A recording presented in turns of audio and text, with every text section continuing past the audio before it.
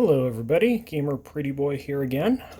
Just picked up the new Spelljammer Adventures in Space box set. This one is actually the alternate cover. I have never opened it before, so everything that you see here is going to be just as new to me. I'm rather excited for it. I've been waiting for this for months. Now, if you like the content here, please understand I am new, so do like and subscribe. And, tell me some comments and tell me what you liked and what you didn't like. So we're just going to undo the wrapping right here.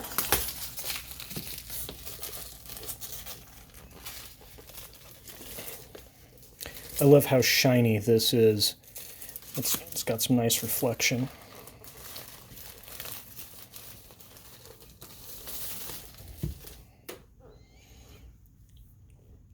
Got a GIF and a space hamster on the front. On the back we have a set sail for the stars, as well as a small explanation. Let's see what we have in here. Okay, so we have first a DM screen. Let's go ahead and unfurl this.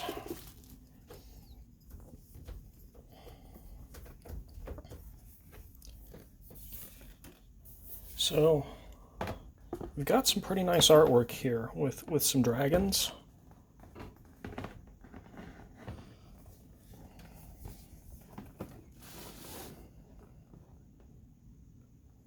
Looks like a dead god, probably.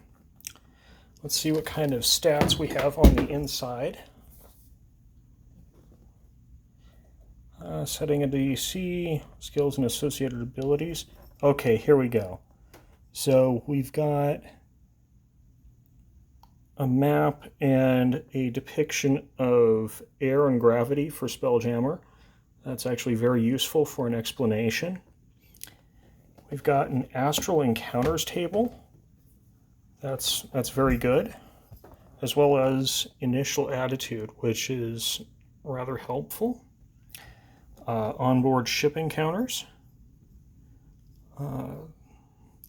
Ship-to-ship starting distance, crashing. Oh, that's cute. We have shipboard tasks. You can do things like scrape barnacles off the hull, or repair the captain's favorite pair of boots.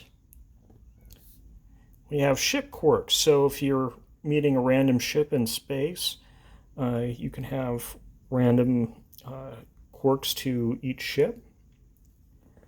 Cargo.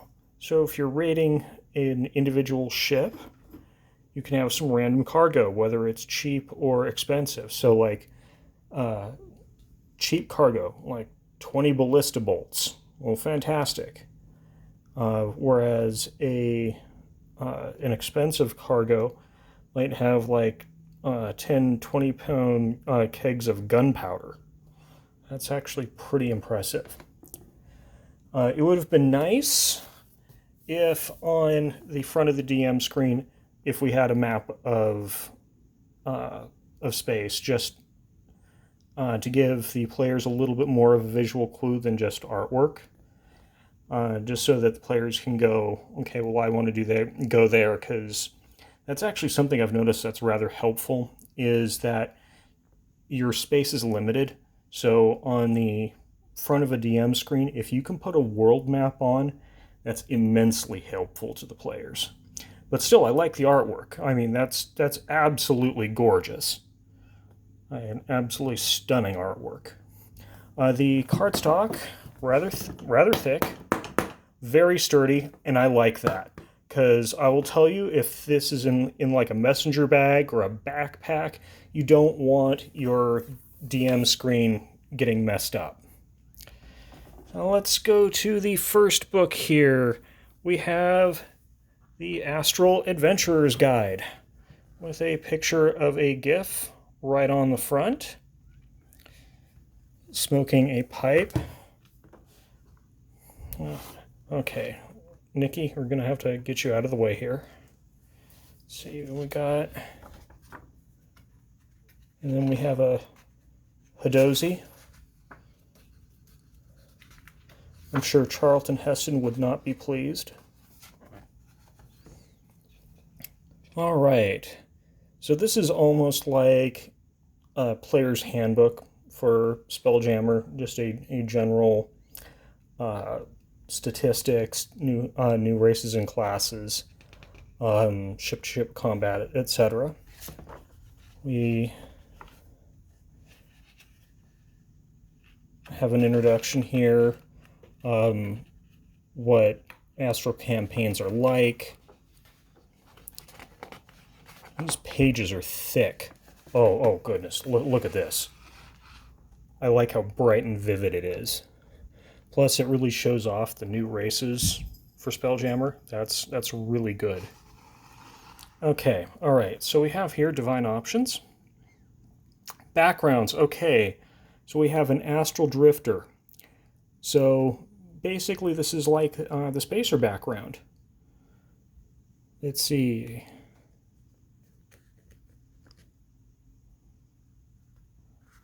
So for this background, you've been in Wildspace for a very long time. Oh, well, okay. So you drifted on the Astral Sea.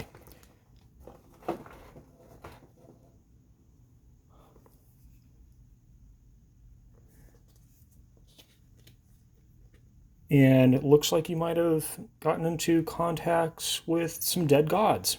All right, that's cute.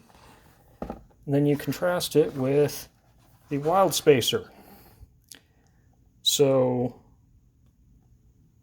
this is somebody who's been brought up in Wildspace as opposed to the Astral Sea. And they've learned how to adapt in zero gravity. That's kind of cute. All right. For the races, we see that they're continuing on with the Tasha's modification, where you get to choose your language and your ability scores. And they're being very loose with things like height, weight, especially age, because when you're in the astral plane, you don't age. So who knows how old you are? Especially if we're getting to the first one here, astral elves, who have been in the Astral Sea on top of being elves, so they are ancient. They get a teleport, that's cool, as well as astral trance, which is a little bit more versatile than what you would get as an Eladrin. We have the autonomes. Let's see. Oh, that's cute. You can get to do a D4 roll to a D20 non-attack roll. That's cute. Number of times equal to your proficiency bonus. That's nice. And you get to heal if Mending's cast on you. That's amazing, especially since that's a cantrip. Absolutely amazing. All right, so we've got the GIF. I've been kind of wondering about this, what they were going to do, because they wanted to take them away from being militaristic. So yeah, they have the proficiency with firearms, but they also have advantage on space checks. And when you fire your firearms, you do extra force damage. That's kind of cute. All right. Next we have the Hadozi. Again, Charlton Heston would not be pleased. All of these look pretty close to what was presented in the Unearthed Arcana for these. Got plasmoids for in case you want to be playing a slime. That's cool. Thrycreen. Also useful if you want to engineer yourself a Dark Sun game. All right. So we've got how spell jamming works, as well as the air envelopes, because the way that you breathe is that air will actually cling to a ship. We have, again, the illustration of air and gravity on a ship. Nice little visual explanation, because it's funny, gravity works on planes rather than the way gravity works in the real world. So that way you can actually stay upright when you are on deck of a ship, and you can do things like fall off the edge, or even better, go on to the bottom of the ship if you are close enough and you jump close to the ship. Plus, if you have ships that are perpendicular to each other, you can jump and have another gravity plane that's perpendicular. It's interesting. I recommend reading that heavily, and think of how you can make interesting combats based upon that. Then we have the astral plane here, and they have a little paragraph on creating a Wildspace system. That's cool. Oh, you can fish in the astral sea. That's cute. I'm not sure I'd want to catch something in the astral sea, though. That sounds a little dangerous. The fish might have tentacles or something. Okay, we've got some new spells. Air bubble. Yeah, I'm sure that would be useful. As well as magic items. Of course, the requisite spelljamming helm. In addition to creating spelljamming helms. All right, got an air Wildspace Ori. That's cute. All right, we've got some ship-to-ship combat, including crashing and moving and steering ships. That's pretty good, but bombards. Yes, we need cannons. These are good. That was something that I felt like was distinctively missing from the early Spelljammer, was that they were working on ballista, and I didn't feel like that really captured being in space combat. So I'm glad that they did that. Plus they've got designs for various ships on here, like a flying fish ship. Or, ooh, that's pretty. The hammerhead. That's big. Another thing that's kind of nice is with the ship designs, they're on 1 square equals 5 feet. That's really helpful for putting these things onto poster map. It's kind of irksome to have things that don't really fit, especially if you're talking about the PC ship, because you're probably going to want to construct that as a visual aid to your players. Because you're going to be using that deck over and over again. Okay, what do we have here? We have a nautiloid for mind flayers. That's nice. Oh, night spiders. Ooh, pretty, pretty, pretty. For the Neogi, yep. Scorpion ships, that's new. Okay, this one is dear to my heart, because when I ran Spelljammer, the players were on board a Shrike. And so having this be in the main book, I can't be more pleased. Plus they've got the depiction right up above with that wonderful bird-like design, except for my campaign, it looked more like a raven. So I'm happy that they have this in here. Space Galleon, cool for those wanting to do more like a treasure planet kind of setup. Squid ships, yay! All right, turtle ships, that's cute. Wasp ships, oh that's pretty. It's also nice to see this landed, because you always see them in space, but very rarely do you see pictures of them landed. And then the Rock of Brawl, which was also in the original Spelljammer. It's a little setting of like a hub a spaceport that you could visit. And then we have a map in the back that's rip away. Can we pull this out without ripping? Please, please, please. Uh-oh, it's perforated. I don't trust myself on camera for that. So I'm going to set that aside. It looks like, though, that it's a map of the Rock of Brawl. Yes, it is. So I will just save that for another time, because I don't want to be ripping my map. I'm sure you don't blame me. Let's look at the next thing, which is going to be Boo's Astral Menagerie.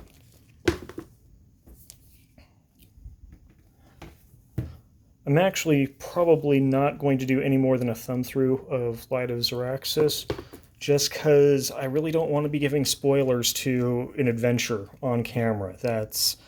I don't think that's very good for you. I'm sure that DMs everywhere will be thanking me. Well, not really, but you know. Okay, so got some monsters here. Mostly going to be like looking at artwork and things like CRs and so forth. Okay, so we've got some intelligent plant creatures. How big are they? They vary in size. Okay, large, medium. Somewhat low challenge rating. That's nice. Okay, so we've got some Astral Elf NPC templates. Very good. Plus, I actually get to see kind of what they look like, which is good, because the visuals on this I think are somewhat important. Actually, kind of look like something out of Flash Gordon. I can almost hear the Queen playing right now. Then an Autognome. Braxid. Okay, it's a carnivorous rock-like creature. All right, cool. We have a 4-armed giant. Okay. Chewingas. So these actually were in Wild Beyond the Witchlight, but they have astronauts? All right, we can go with that. All right, Cosmic Horrors. We can dig that. Plus, I'm sure that you can actually use Cosmic Horrors in your own game if it's terrestrial. You can have these be like a Warlock patron, and I'm sure that you can customize these the way you want. Let's see, Flightless Avian. Okay, so these are penguins, fairy penguins. All right. Aesthetics, Eyemongers.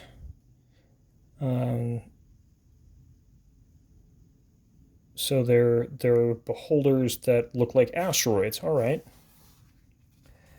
Fears. So fears have actually been around for a while. I actually encountered them not just in a second edition monster manual, but also I used to play a little game called Dungeon Hack, which was based on second edition rules, where you would just go and do a dungeon crawl. And in one of the lower levels of the dungeon, one of the random monsters that you would meet would be a fear. And so this is a little bit of a home, although the original fears that I remember are a lot more colorful than that. So when I do them, I'm probably going to do a nod to that and make them much more colorful. Let's see what we got. Oh, okay, we've got some GIF. That's great with their uniforms. And actually, I like this one a lot more. Get a little colonial look going. Gith Yankee and Gith Zerai. All right. Hadozis. At some point, you have to have your players land on a planet of Hadozi. I think that's required. Jammer Leeches.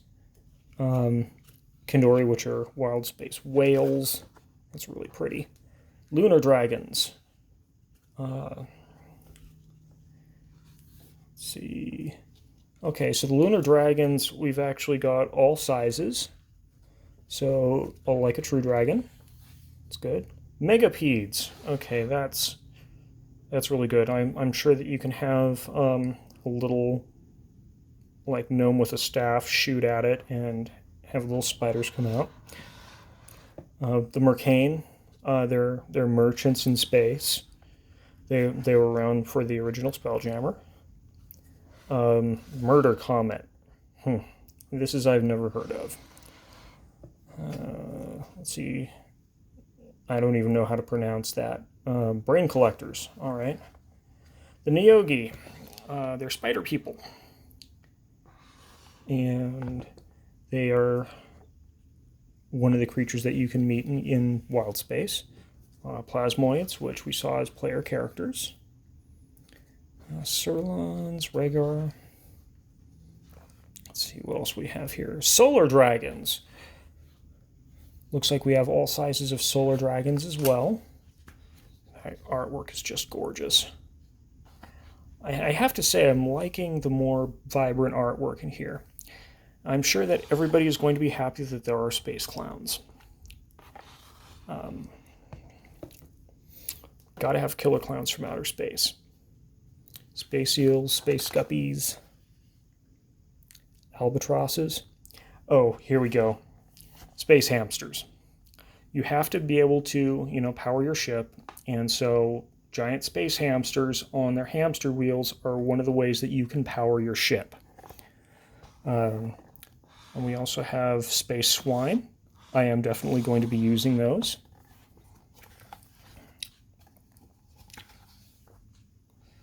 Thrycreen. Vampirates.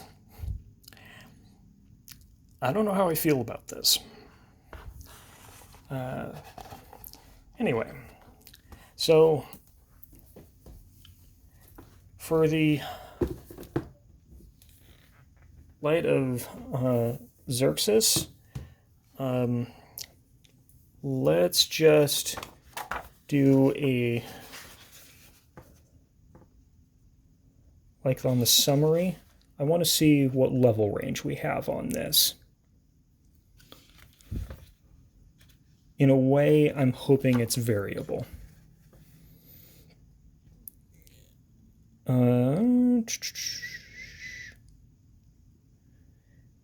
Characters who finish the adventure advance to 9th. Oh, they tell you to start at 5th. That is wonderful. Oh, goodness gracious, that is wonderful. That actually means that I can use my former Spelljamming campaign and have the characters that they already have. Something else that you can do is that you can